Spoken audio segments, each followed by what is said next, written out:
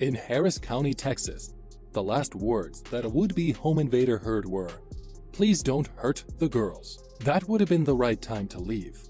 But one home intruder had to learn the hard way. The shootout in Harris County, Texas was first reported by KHOU 11 before being picked up by the Blaze after a home invasion in the 23,000 block of Botkins Road in the Hockley area provided the perfect argument for having firearms to protect your family.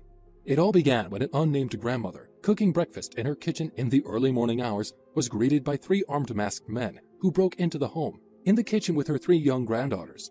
There was no time to pick up the phone and dial 911, as the masked men pointed guns at the grandmother and the girls in the kitchen. Luckily, they weren't home alone. There were three other family members as well as an employee of the family's construction business in the residence at the time of the home invasion.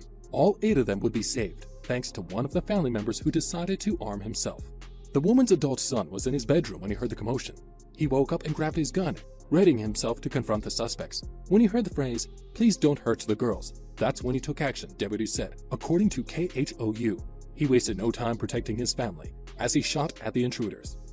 They were basically at a standoff, and he discharged first. Sergeant Felipe Rivera and the Harris County Sheriff's Office explained. He added, one of the suspects did fire inside the residence, but the would-be robber was unsuccessful in his shot. The son, however, hit one of his targets.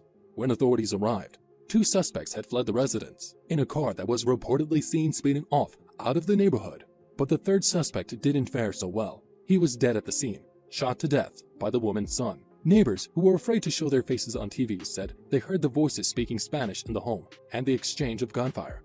They also said this is the first time they can remember a home invasion or burglary in their neighborhood. Deputies did not provide the media with details or description of the suspects, only saying that they were speaking Spanish as they entered the home. None of the 8 family members were hurt in the incident, and the son, who made that a reality, was not charged with the crime for protecting his family. Investigators were trying to determine why the family, who owns their own construction business, was a target.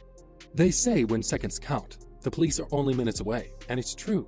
The average response time for Harris County is 5 to 8 minutes.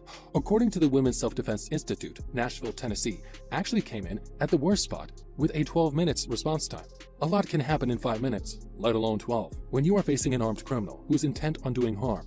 Keeping all of this in mind, the average interaction between a criminal and his or her victim is only about 90 seconds. This means that by the time cops do arrive, the criminal is long gone, having committed the crime undeterred by law enforcement, unless someone else who is present is prepared to stop them like his son was. Had the son not been armed and prepared to protect his family, this situation could have been much, much worse. There were 8 potential victims whose lives were on the line, facing 3 armed intruders. The odds certainly weren't looking good. However, all 8 family members are fine, thanks to one courageous son.